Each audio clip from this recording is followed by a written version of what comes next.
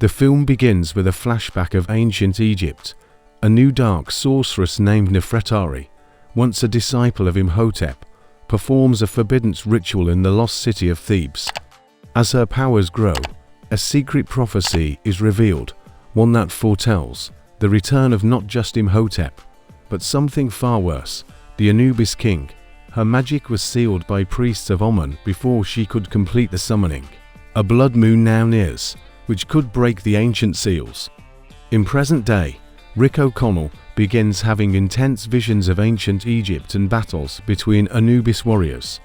Evie fears that his visions may be more than dreams. Alex, now a young adult and student of archaeology, suspects the visions are a warning from the past. He cross-references the dreams with old scrolls from the British Museum.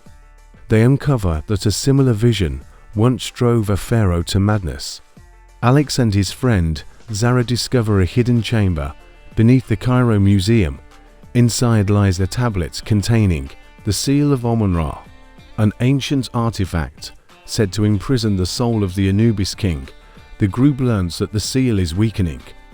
A faint pulse of dark energy emits from it every night. Zara notes that the same pulse coincides with a specific celestial alignment. While examining the tablet, a dark energy escapes and travels through the desert, awakening Nefretari's spirit. Her tomb, hidden for centuries, crumbles as she reawakens with one goal: to restore the Anubis King and control time itself. Statues begin to bleed from the eyes, and sand moves unnaturally across the dunes. An old Medjay scout vanishes near the ruins of her crypt. Rick, Evie, and Alex return to Egypt after learning of strange earthquakes near the lost city of Thebes. Ardeth Bay joins them, warning that the Scorpion King's curse may also be reawakening, connecting the prophecy with the return of Anubis. Locals report whispering voices at night and jackals howling during the day. The ancient city is shifting beneath the sands, rising once more. Inside an old monastery, Evie finds scrolls written in blood detailing a ritual that can revive the Anubis King. It warns that if the ritual is completed, death will conquer the living world in 7 days. The scrolls mention Nefretari by name as the one born under 2 moons. The text also hints at Evie's reincarnated soul being the key to stopping the ritual. Nefretari takes human form by possessing a British archaeologist and begins assembling her army. She sends assassins known as the Black Jackals to retrieve the seal of Amun-Ra from Rick's team. Her control spreads fast as temples across Egypt erupt in shadow magic. The possessed archaeologist starts mutating slowly into an ancient vessel. The team is ambushed at night by the Black Jackals. A brutal fight ensues in the desert ruins. Rick uses his ancient skills.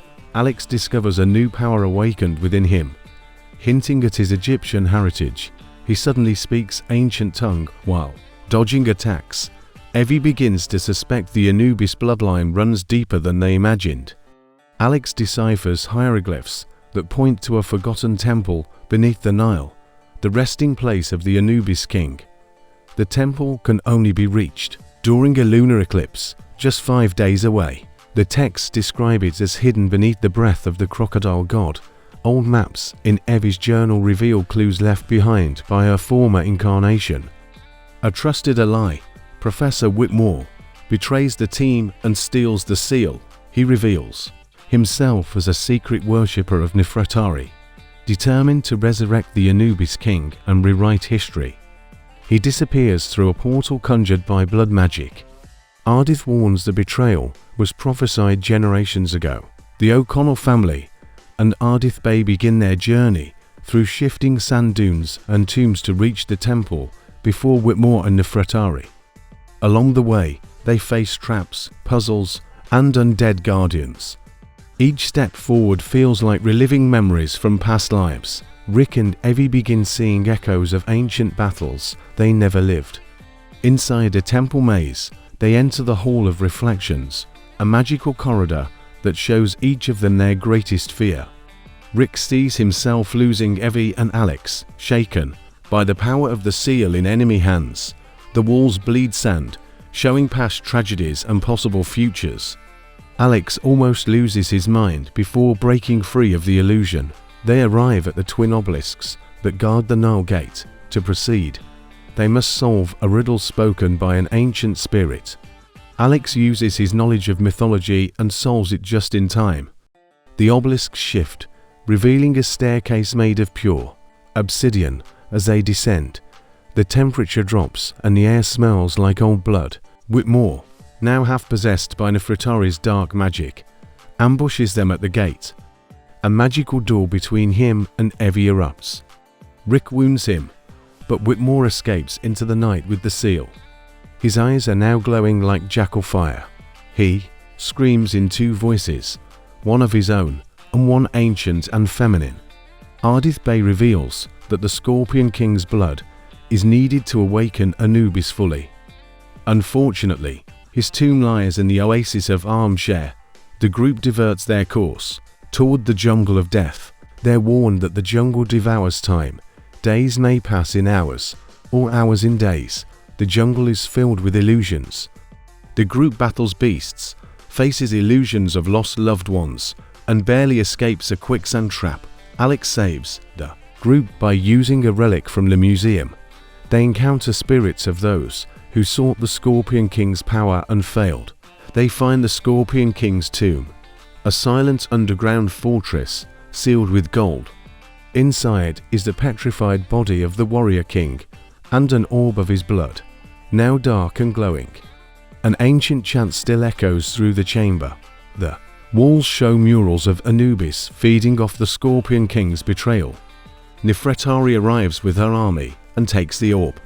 She mocks Rick and promises to rewrite the world with Anubis as her eternal king. The tomb collapses, separating the team. Her laughter shakes the pillars as she vanishes in black smoke. Rick and Alex fall into an underground river that flows beneath Thebes. While drifting, they bond, and Rick admits he fears losing his family more than death itself. Alex confesses he feels something inside waking, a voice guiding him through the darkness. They discover an ancient door marked with Evie's name in hieroglyphs, a connection to her past life. Opening it reveals a hidden path to the Temple of Anubis and a possible way to stop the ritual. They walk through a glowing tunnel, where whispers of the past call Evie Nefretari reborn. Evie, trapped elsewhere, connects with her former self, Princess Nefretari.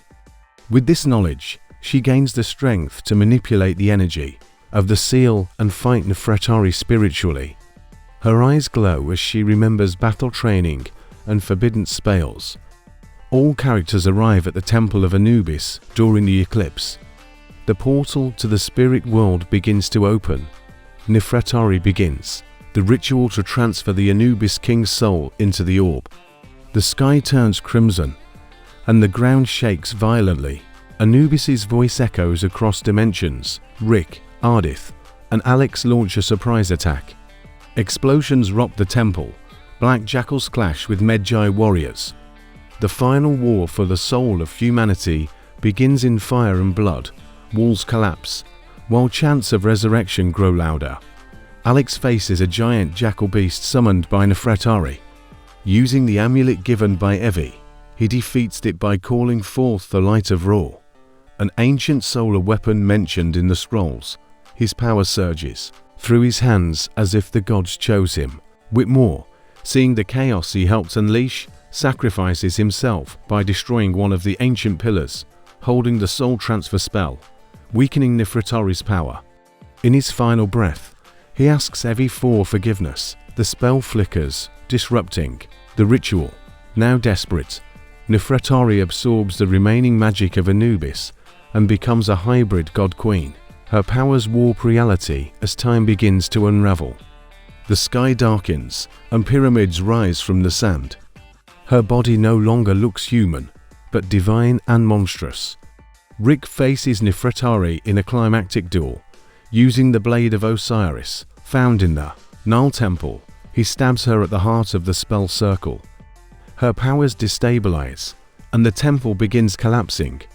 Her scream turns to wind and sweeps across the land, The heroes flee as the temple crumbles. Alex carries the seal, while Rick and Evie make a last-minute jump over a crumbling bridge. A giant sandstorm chases them to the exit. Behind them, the temple is swallowed whole by the desert. Evie chants an ancient incantation that seals the soul of Anubis once again in the orb. Alex throws the orb into the Nile, ensuring it can never be found again. Peace slowly returns to the land. The sun rises over Thebes, calm for the first time in centuries. Back in London, the family reflects on their journey. Ardeth warns that evil always finds a way back, setting up future adventures. The camera pans to a mysterious figure watching them from a rooftop. Clutching a shard of the broken seal, his eyes glow. Anubis still watches.